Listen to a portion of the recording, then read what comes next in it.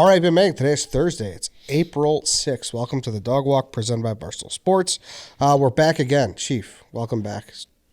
4 times this week. Big week. Big week for me on the Dog Walk, yeah. Logging hours, yeah. Logging hours. So, yeah, good to be back. Yeah, big topic today. A topic that literally I feel like we're very late on, but it's not going anywhere. Oh, I think we're at the tip of the spear of this thing. Yeah. And it's we're talking about ChatGPT. And it's one of those things where I've seen it discussed, like, you're scrolling through YouTube and it's, the fucking AI algorithm just spitting me these shows that I like. And it's like, you know what? I don't think I'm not ready to try to wrap my brain around that. And then I saw a headline that Musk and Wozniak put a moratorium. They want to put a moratorium on AI development and ChatGPT development. And I'm like, what the fuck is going on? How serious is this and how scary is it? So I decided to look into it. I kind of wish I hadn't. I was starting to talk to Dave about it out there. He's like, nope, don't want that in my brain. Dave didn't want to know? He wants to, ignorance is bliss with Dave. That's fair, though. Mm-hmm. It's a fair mindset when it comes to this stuff, especially, right? Because it is like, this is one of those subjects where it's like, especially like how it actually works is, I'm not a computer programmer. I don't know if you guys knew that or not a computer programmer. So I tried to like understand it as best I could, and we'll get into that because that is kind of fascinating too. But I'm going to be very limited with that. Okay. Well, sounds good. We will get into it. And like I said, like at the same time, like we're not at we're at the tip of the iceberg, but at the same time, we are like, we've had this in the docket for a while. Yeah. And we've just never gotten to it. And like, I like Lex Friedman, right? You know who that is? Yeah, I'm like, aware of him. I don't know much about him. He's a monster. He's got a huge, 300,000 plus per episode, or something like that. And he had the CEO of OpenAI on just like a week ago talking about ChatGPT, because OpenAI is the people who do it. And you watch it, and it's like 2 robots talking about robots, and it's like, are you guys already fucking? Are you chipped? Yeah. What's going on here? All right, so we'll get into it. Before we do, though, we want to talk about that beautiful dog logo that's on our hats today. If you're watching on YouTube, RHOBACK. You guys know the drill by now. RHOBACK activewear. I got the hoodie right here, the performance hoodie, I should say. Mm-hmm. It's not like your typical thick hoodie. It's great for spring. I don't think I've had that. I like the colors on that thing too. It's beautiful. Yeah. You gotta get one. And then Chief's holding the performance polo. Golf season's right around the corner, or just it's a nice shirt to wear to. I brought it to Arizona. Yeah, I had it in Arizona when we were out there. It's just like a good going out shirt, nice material, great for golf, great for the bar. It's that kind of season where you're kind of in between on what to wear. Yeah, I had this pullover, which I wish I had a RHOBACK one, and that underneath, and I felt great. It's a great summer day drinking shirt. Yep. Whatever you want, it's there for pops. You. Yes. Yeah. So the performance hoodies, the performance joggers, obviously can't forget about those. They're functional, versatile, comfortable. The joggers check off every box. We love RHOBACK here at Barstool Chicago and at Barstool in general. So get ready for spring with RHOBACK. Use code DOG on RHOBACK.com for 20% off your first purchase. That's RHOBACK.com. And I will say, Dave is like, he says St. Patrick's Day is the official start of summer. Yeah. Thursday Masters is the actual official start of spring. So Dave like skips all of spring. This is spring now. This is when you got to start getting stuff like your polos and stuff, and a little lightweight hoodie.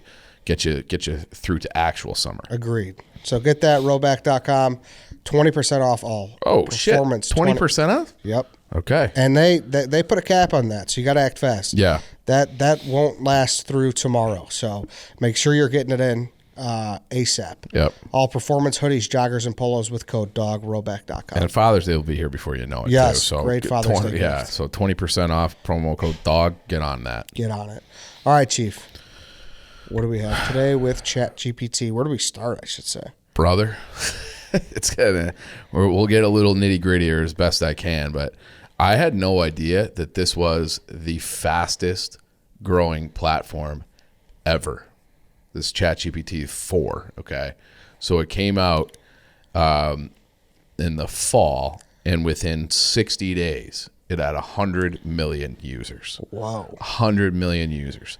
So it just kind of took off, and well, I shouldn't use that phrase takeoff because we're going to get into that too. But it just had enormous popularity, people using it. And, this is ChatGPT 4 is what we're on now. And it had such a marked increase in capability versus ChatGPT 3. And so this company and this technology started in 2017. And obviously, like, AI has been a discussion point for a while, but I feel like ChatGPT just entered like the public consciousness. I don't know, this year, like January of this year, I feel like it started, like you started seeing it more and more and more. And it's because this thing is just it's so wildly popular, and it's fucking incredible. Like the things that it can do, okay? It's like academia is like freaking out because they don't know how to like, police it. What? They don't know how to police it. Exactly, because it will write you an essay on fucking anything. Okay, so, and I remember when I was in school, they had software and things where you could turn in your paper and they would run it through some kind of software to see if you plagiarized. Oh, fucking turnitin.com. Yeah. Okay. So they would know if you plagiarize your paper or not. This thing, it just creates like original, essay answers on fucking anything. And it'll be written well. It'll be accurate. And so like college professors like, what the fuck? Like, how do we evaluate anyone? Okay. I think this one also, I'm just going to do some of the things that they know it can do. Can answer like complex programming questions. So if like, you're Elon or whatever, and you're trying to do, redo Twitter or come up with some kind of software and you're stuck on some kind of bug, you can like plug that into ChatGPT and it'll just be like, oh, it's this. And it'll fix your bug for you. So if you have like all these brilliant programmers, computer engineers all over the world, like trying to write things out and then they're like stumped, ChatGPT will just figure it out for you, which is pretty incredible. And then like it can call on, like I've seen this on TikTok a lot too, but like there's other types of AI obviously than just ChatGPT, and it will like generate images. And so like ChatGPT, you could be like, can make an image of a traditional looking Norwegian family, and it'll spit out like a human person that you've never seen before. It's like a completely fake person, but we'll have the blonde hair, the blue eyes, the traditional Norwegian, facial structure and clothing and all that kind of stuff. And it's just totally generated by AI. So ChatGPT can like call on other forms of AI to like fill in some of the holes that it doesn't have. And then you can do things like if you write on a whiteboard, okay, let's say like I'm going to make barstooledit.com, and you just like write out barstooledit.com and you just kind of sketch it out and take a picture and load it into ChatGPT. It will write the code. So then it just pops up as a cleaner version as a website. So it's just like, all you're doing is writing it down so it can analyze everything now with images. And that's something that's different than what ChatGPT 3 had as well. So, and that 100 million user thing is very significant because it's just learning. Okay, so this thing is just learning. So every single person that puts something in, and it's like passing the bar exam. It's passing. Really? Yeah, passing the bar exam. Passing, those are like complex essay questions. Writing, final exams or final papers to finish topic class for like a Wharton MBA. Like it can do very complex things and do it exceptionally well. But like supposedly, it doesn't know what it's doing. Okay, it's like you're asking it a question. It's not like, how do I pass the bar exam? It's just like you ask it a question, and it'll take all these data points from the 100 million users, and its language recognition is so advanced that it can see effectively, like read your question, and then extrapolate out answers from its database that no one has ever come up with before and put it out there, and it'll be right, which is fucking unbelievable. And that's where it kind of gets a little nitty gritty. So it's called, there's GPT, obviously, and then it's based on this other thing called NLP, which is the natural language processing. And basically, the way I saw it explained was it's almost like you're just like in second grade or third grade, and you're learning how to like write. And you'll be like, all right, this is the pronoun, this is the verb, this is the adjective, this is the adverb, and this, and this is the noun. And you'll type it into this processor, and this is like you interface with this type of AI all the time, where it's like the computer has to recognize language, because the computers don't speak English, they don't speak German. You'll say it into your Alexa or into your Xfinity remote, and it'll turn it into binary code and then rapidly give you what you want. But it doesn't actually like know English. It's not like you're given or even like the way your dog understands what you're saying. Like, it doesn't really work like that. It just like recognizes all these data points, and so it'll break down a sentence, get it to the essential parts, and then that's always been kind of around. Like, that technology's been around for a while. The difference is now that they have this database background, they have this like, they have an encoder and a decoder, and the decoder will be able to read your sentence, go into like its massive learning database from these 100 million users and all this technology, and be able to pull out a response that's accurate. And it's like it is effectively learning and giving you accurate answers while not actually being conscious of what it's doing, which supposedly they have programmed into that anyways. So it is like, and this is just ChatGPT 4. They're saying ChatGPT 5 is going to come out in December. So it was like a quantum leap to get to 3 to 4. And what they're concerned about, like these Musk and all these other people, is that at some point, and it could be 5, it could be some other iteration beyond that, they call it AGI, which is artificial generated general intelligence, meaning like this thing can just fucking think. Like it's like basically like a sentient being thinking kind of like you or I. What? Yes, dude. Yes. That's artificial general intelligence. And there's like debate like right now, like, well, wait a second, is ChatGPT 4 already that? And they're like, well, no, like it's not really that yet. And that seems to be the general consensus. But it's like close. And the way the CEO describes it, he's like, like we can't even, like, there's holes in this. So it's like it can't like invent like new types of science and new types of problem solving on its own. Like that would have to be programmed in.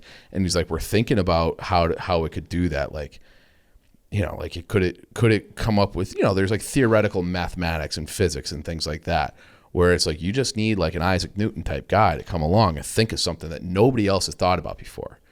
ChatGPT can't do that yet, but it's not impossible theoretically that it could get to some point where it could actually do that.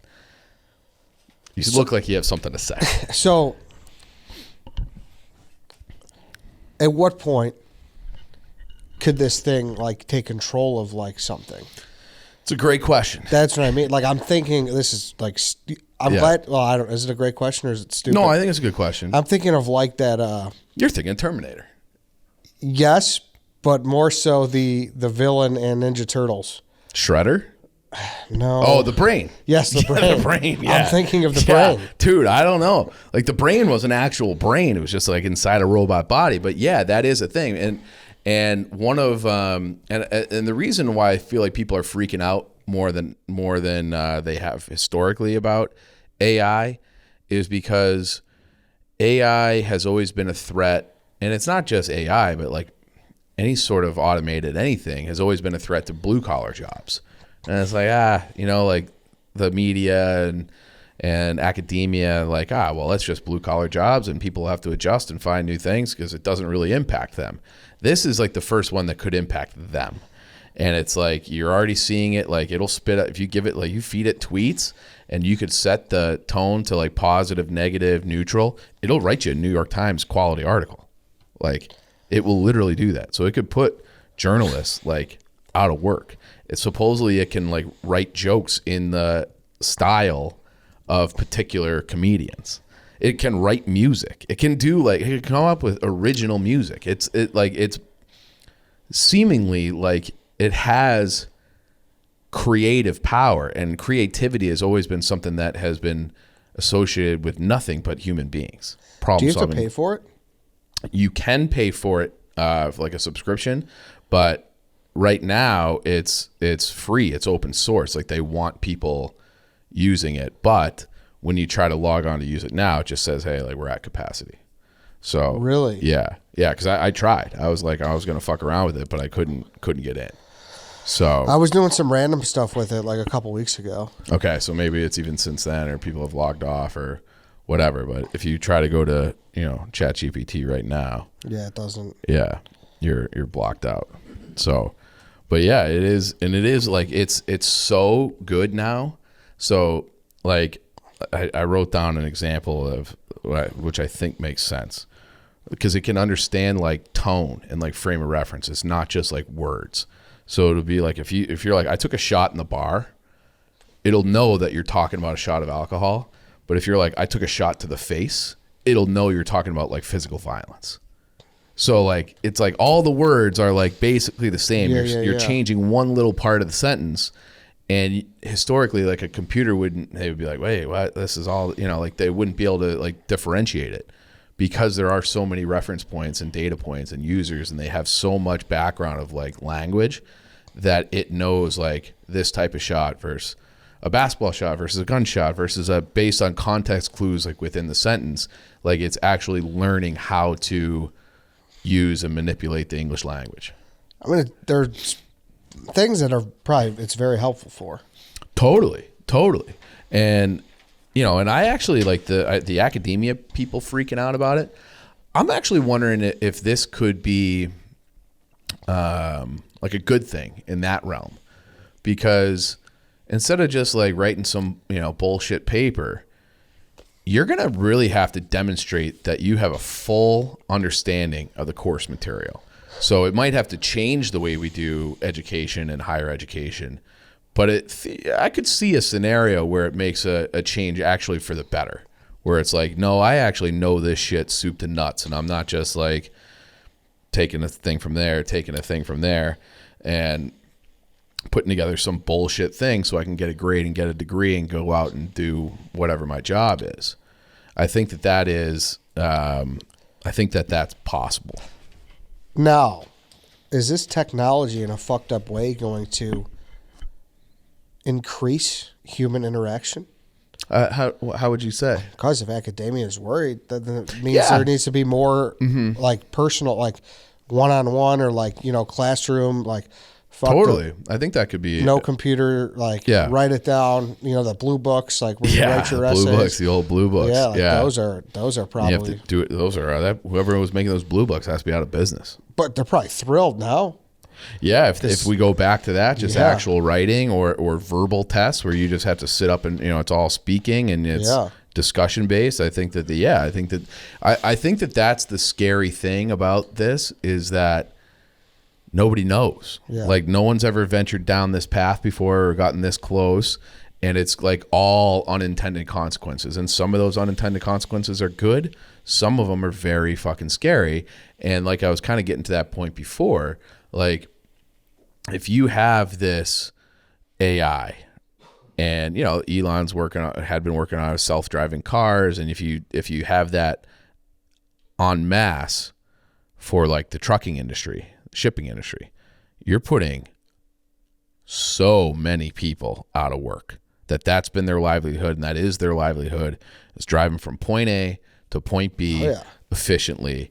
And if it can be proven that it can be done safely by a fucking robot, all of those people are out of work, all of them. So this is where it's like, is that a good thing to have?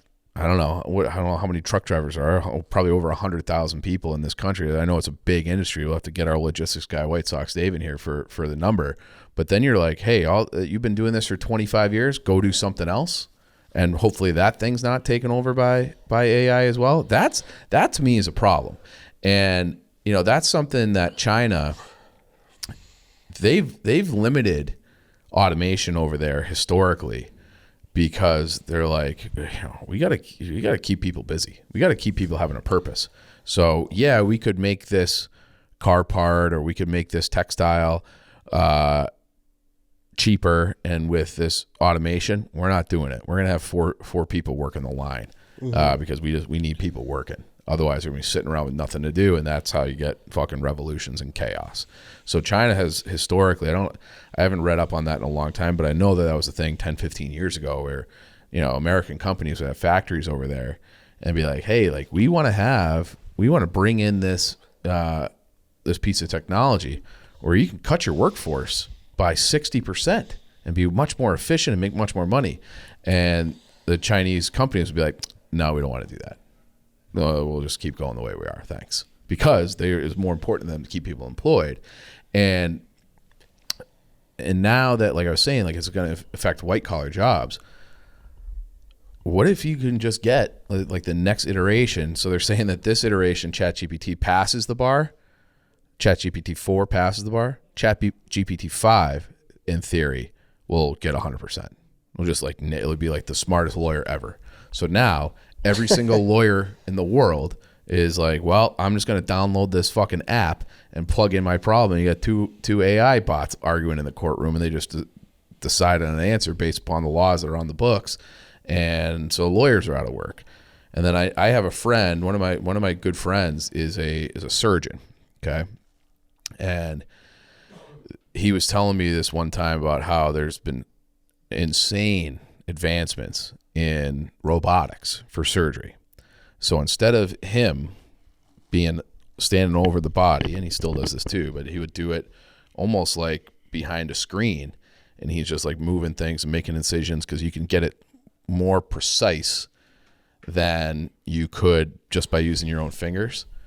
Well, imagine if you had AI, this ChatGPT 5, 6, 7, where it develops a sense of touch. And it can learn visually because now you can like I said, you can upload pictures, so you can look at something in an ER room, something like that. It's like, oh, we got a gunshot wound to this section of the body. Blood loss is this. Put it on a table, and here comes this robot, and it just knows how to fix you. So now all your doctors you don't need doctors, and you don't need surgeons anymore. So they already have the robots that do it, but you still need a human to operate it. But it's not inconceivable that you could have this level of technology that can look at a thing, process that image into binary code instantly, and know what medical decisions to make based on that. So that, like, then doctors are out of work. You don't need fucking surgeons anymore. So and then it's like this whole thing. The other thing that gets scary, like kind of what you were talking about, where you had the brain, or like fucking Terminator, where it becomes conscious. They say that there's like these guardrails in place. Be like, yeah, it doesn't know what it's doing. It's just like processing code. Like it's just not, it's not conscious. But we don't know how consciousness starts, like humans. Like we don't know how human consciousness starts. Like you start off as this fucking baby, and you're generally aware, and you're just having input of information constantly that impacts how your brain functions and what you learn and know. So is there like a tipping point where we can't even control if this program becomes conscious or not? Like, I don't know. That's fucked. That's where you get me, where I'm like, this is fucked up. Yeah, and that's the thing where it's like you have like, there was an open letter, and it was Elon and Wozniak, and then I think it was like 1,100 other like people in the field. We're like, we got to put a moratorium on this and put specific guidelines in place. And I saw I think it was Sagar, who our buddy, had something like, we probably wish we had that 15 years ago when it came to smartphones and social media. Like social media just got way out of control. And ended up, while it's like amazing to have everything in your palm, all the information in the world at your palm all at one time, and be able to communicate with everybody en masse whenever you want, you can make arguments that it's been bad overall for society and bad for human development. So maybe if they had like the foresight to be like, why don't we stop, think about this, and put something in place then maybe our country isn't in this fucking chaos the way it is right now. So maybe we should learn from that and like, let's just pause for a second on this AI and really think about what kind of path we're going down and what are the benefits and what are some of the downsides, and can we guard against those somehow legally. So I don't know. I don't know what the answer is, but it's like, in some ways it's like, oh my God, like it could unlock all the secrets of the universe and like lead to like, who fucking knows? And the other part would be like, it could kill everybody. Like it just make being a human totally worthless. Like I like having a job. You like having a job. Harry back there likes having a job, something to do, some kind of purpose. But if we have like no purpose because we can't do anything as well as a machine can do, and that's I think that's a problem. So we'll have to see how this plays out. But it is like one of those things that I will be trying to further understand and keep an eye on, because I think it's like when you have some of like the smarter people in the world like sounding alarm bells, it's like, oh, they know a lot more than me, and even those guys are scared. That's not great. Who was it? Musk, and who else did you say? Wozniak. Yeah. And 1,100 other people, and yeah. I've seen a lot of people like being like, hey, this is not, it's going a little too fast, because it is one of those things where they predict that it will be like a hockey stick, like you're going to reach this tipping point and then it'll accelerate in how efficient, how good this program is, this AI learning, ChatGPT, exponentially. So like that's what they call the takeoff. Like eventually it's going to get to a point where it's just out of our hands. So like we couldn't recall it if we wanted to. So imagine that, Harry, a day where you just upload all your footage and then they shoot out a video for you. He doesn't like the sound of that. Not far off, but right. We'll see. Yeah. Not far off. Yeah. I don't think that's good. I like having Harry here.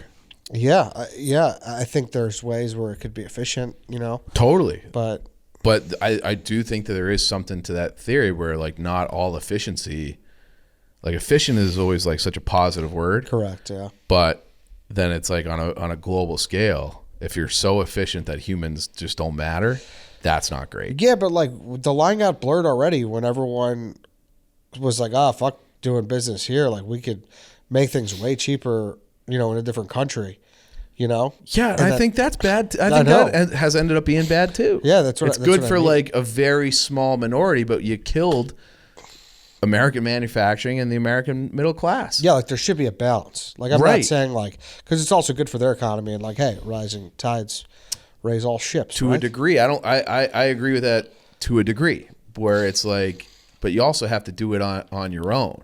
And I think that there is something to that. Like, yes, a rising tide lifts all boats, but I don't think it's good that we're like, what are we, like a 95% service-based economy now? We don't fucking make anything, and we don't have a middle class. And it is like amazing. I think there was a stat at one, like the UN had a goal to like cut poverty, like absolute poverty, in half by like 2016, and they did it by like 2012 or something. I'm getting the dates wrong, but it was like, especially in China and Far East Asia, where 100,000 people a day were getting lifted out of abject poverty.